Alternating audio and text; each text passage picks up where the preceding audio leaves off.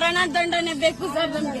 ನನ್ ತಂಗಿಗಾಗಿರೋದು ಅನ್ಯಾಯ, ಮರಣ ದಂಡನೆ ಬೇಕು ಸರ್. ನನ್ ತಂಗಿಗೆ ಮೋಸ ಆಗ್ಬಾರ್ದು ಸರ್. ನನ್ ತಂಗಿಗೆ ನ್ಯಾಯ ಬೇಕು. ಇವತ್ತು ಭದ್ರಾಪುರದಲ್ಲಿ ಇದೀವಿ ಅಂದ್ರೆ ಬಿಡದಿ ಸೇರುತ್ತಿದ್ದು.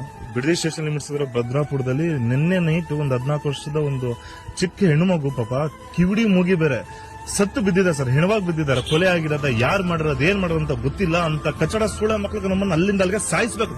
ಎಷ್ಟ್ ಗಂಟೆ 6 ಗಂಟೆಗೆ ಮನೇಲೆ ಇದ್ಲು ಅವಳು. ಸಾಯಂಕಾಲ ಇದ್ಲು. ಫಂಕ್ಷನ್ಗೆಲ್ಲ ಹೋಗ್ ಬಂದ್ಲು.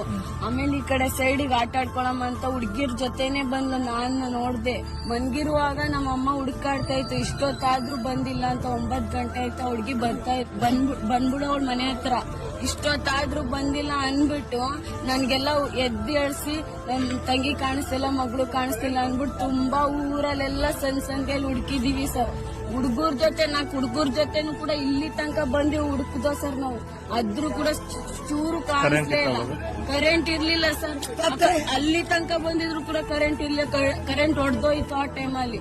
12 ಗಂಟೆ ಸ್ಟೇಷನ್ ಆಯ್ತು ಬಿಡದಿ ಸೈಡ್ಗೆ. ಅವರು ಕಂಪ್ಲೇಂಟ್ ಕೊಟ್ಟಿದ್ದೆ, ತಕ್ಷಣ ತಕೊಳ್ಳೇ ಇಲ್ಲ ಸರ್. ತಕ್ಷಣ ತಕೊಂಡಿದ್ರೆ ಒಂದ್ ಹೆಣ್ಮಗ್ಳ ಜೀವ ಉಳಿಸ್ತಾ ಇತ್ತು ಸರ್. ಆದ್ರೂ ಕೂಡ ತಗೊಳ್ಳಿಲ್ಲ ಸರ್. ಅವ್ರು ಪೊಲೀಸರು ತಕೊಂಡಿದ್ರೆ ಸರ್ ಇಷ್ಟೊತ್ತಲ್ಲಿ ನಮ್ ತಂಗಿ ಬಚಾವಾಗ್ತಾ ಇದ್ಲು ಸರ್. ಇವಾಗೆಲ್ಲ ಮಾಡ್ಬಿಟ್ಟಿದ್ದಾರೆ. ಸಾಯೋ ಜಾಗದಲ್ಲಿ ಈ ತರ ಎಸ್ತವ್ರೆ ಸರ್.